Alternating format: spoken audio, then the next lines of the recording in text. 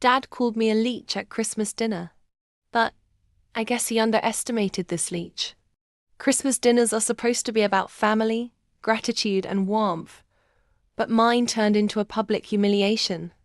As everyone clinked glasses and passed turkey, my father leaned back in his chair, smirked, and spat venom across the table. "You're nothing but a leech. You wouldn't survive a day without me." A laughter around the room froze.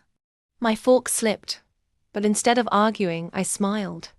I had learned long ago that revenge tastes better when served quietly cold, like cranberry sauce left overnight. That night, while the house still smelled of pumpkin pie, I moved every single belonging out of the home he paid for. I cancelled the credit cards, transferred the utilities from his name, and wiped out every thread of dependency he dangled over me. By sunrise, I was gone. The next morning, my doorbell shook with his rage. My father stood there, red-faced and screaming, "You ungrateful brat! You cut me off? You think you can survive without me?" His voice cracked like dry wood, but I just tilted my head, calm and collected. "You said I was a leech, Dad," I whispered. "So I stopped feeding."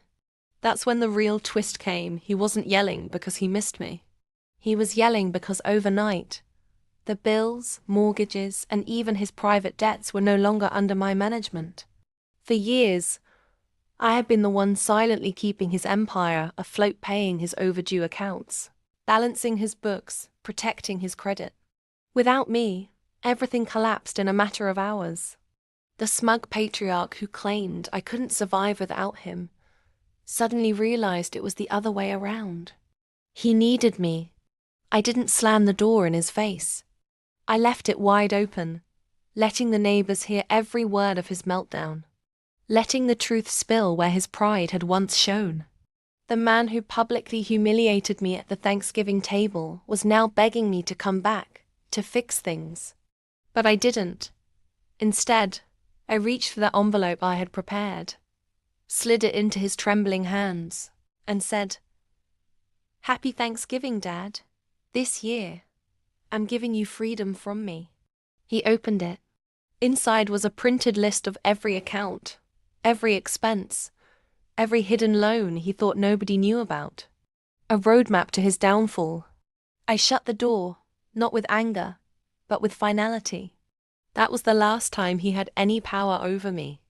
And here's the kicker. I didn't just survive, I thrived.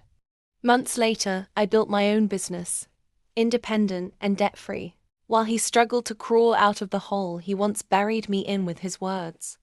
So, if you've ever been underestimated, humiliated, or treated like you're nothing, remember, silence can be louder than screams, and cutting ties can be the sharpest form of revenge.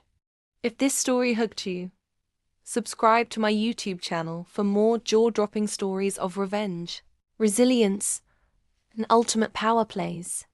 Because trust me, this is only the beginning.